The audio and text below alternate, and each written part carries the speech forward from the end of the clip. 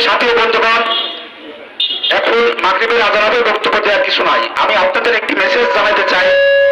কিছুক্ষণ আগে আমরা ঈশ্বরদী উপজেলা ইউনোর সাথে এবং আর্মি অফিসারের সঙ্গে আমরা একটা মিটিং করে আসলাম।